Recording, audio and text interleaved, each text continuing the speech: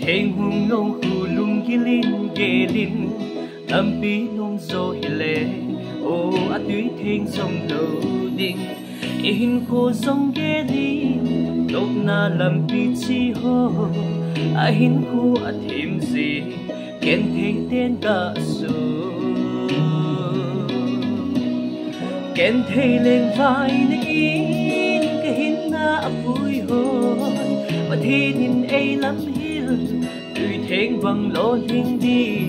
mu sit xem na te in cả tha cao khem sông nè cái linh lâu sông pi bạc khô xa kê cả hình tai ô cả hình dinh dinh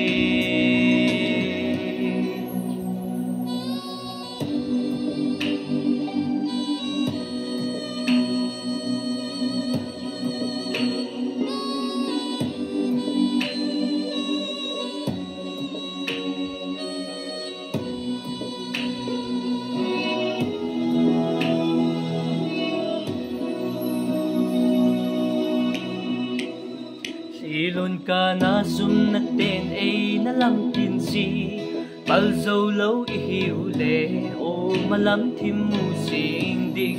in kho zong ge lin sung leng bang leng le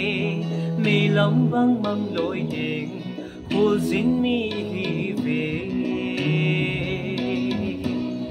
ken thei leng vai na in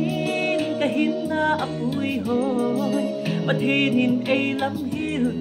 tùy thèn bằng lo linh đi mu sit xem na te in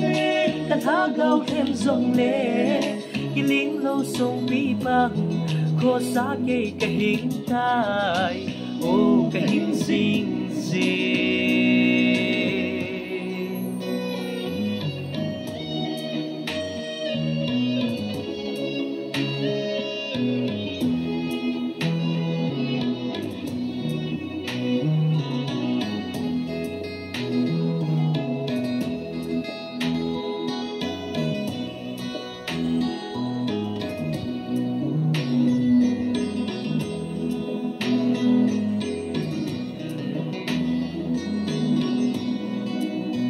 tuy long tâm pi tuy thèn lâu đón thi đón xa hi in khô gió man ngô la man thấy hiu de o so pi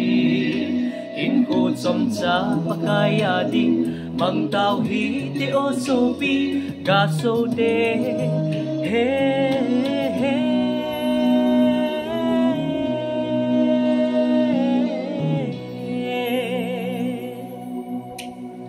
ken thei lên vai na in